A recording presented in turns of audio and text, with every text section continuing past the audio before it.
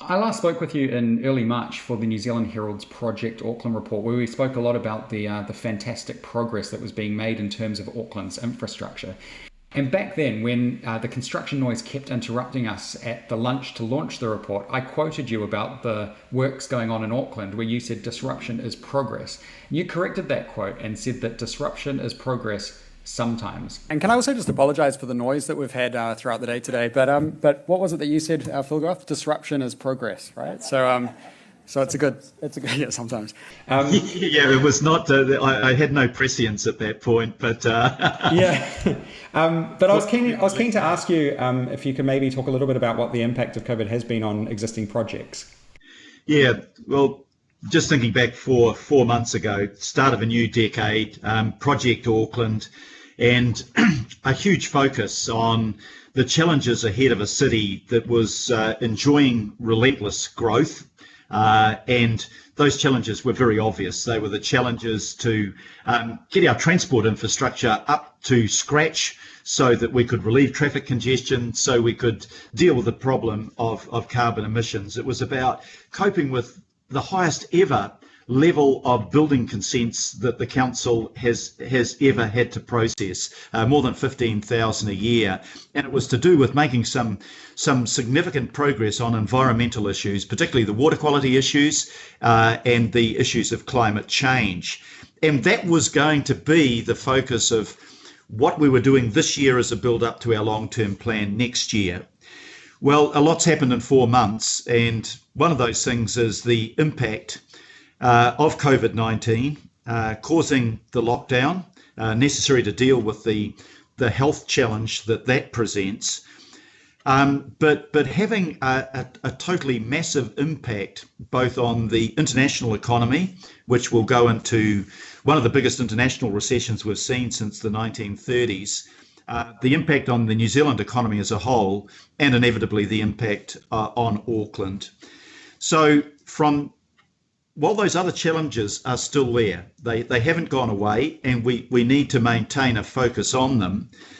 The immediate challenge to us is to deal with the consequences of COVID-19. And what are those consequences? Well, financially, it's the likely loss of revenue in the coming financial year of between $250 and $450 million.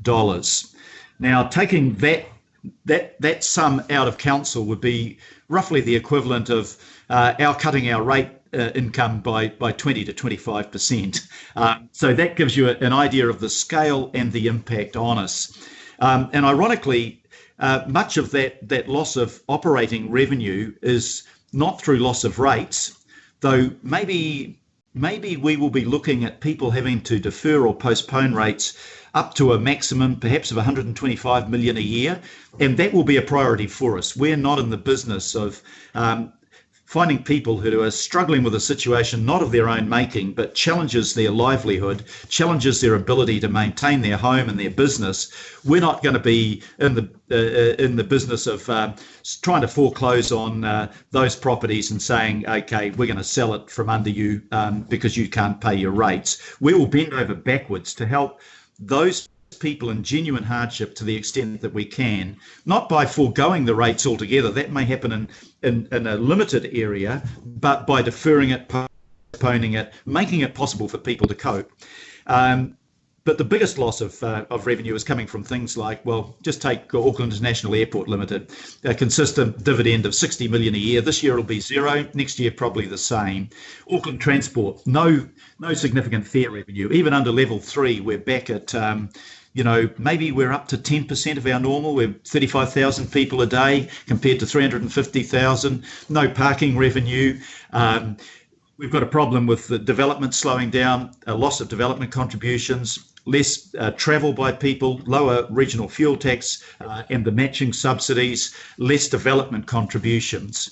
So suddenly the critical issue that has turned our annual plan and our normal budget into an emergency budget is how we cope with the loss of that potential level of revenue while we do a number of other things that are critical for us.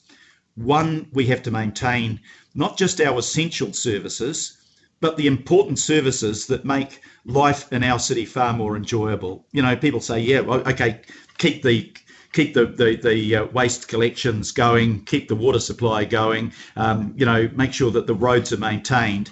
But it's also things like community facilities, our amenities that 200,000 people a week use, our libraries that 250,000 people a week use. So we've got to maintain those core services.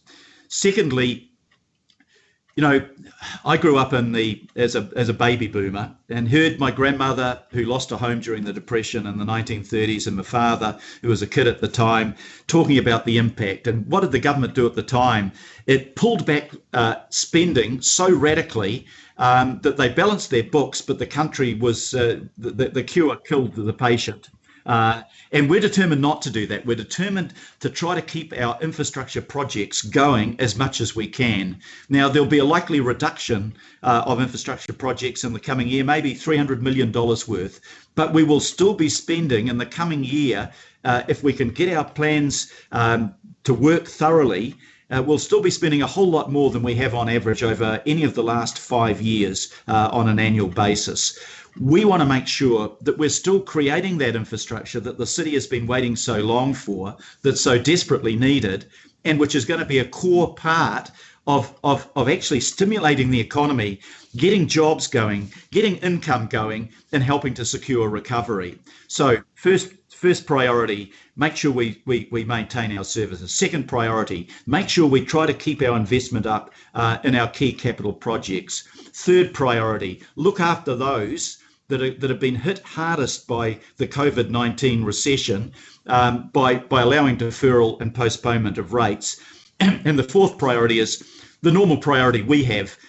We've got to be financially prudent. We are running a big business, and we have to do it in a way that shows financial responsibility and prudence. Now, I welcome the fact that Moody's, notwithstanding our position, has just reasserted our AA credit rating, the second highest after the government.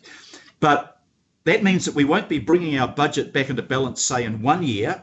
We'll probably spread that over a couple of years. We may exceed our debt to revenue ratio. We need to negotiate that with our credit rating agencies. They may tolerate that. May is the word because it's not a done deal. They may tolerate that if they see a plan going forward that enables us to come back into the right space. So those are some clear priorities for council. Don't forget all of the things that were important to us at the beginning of the year. They're still important. But in the meantime, deal with these other factors that have been imposed on us by COVID-19, and probably the worst recession that our generations have seen. It will be severe, and we want to be part of the solution, not part of the problem.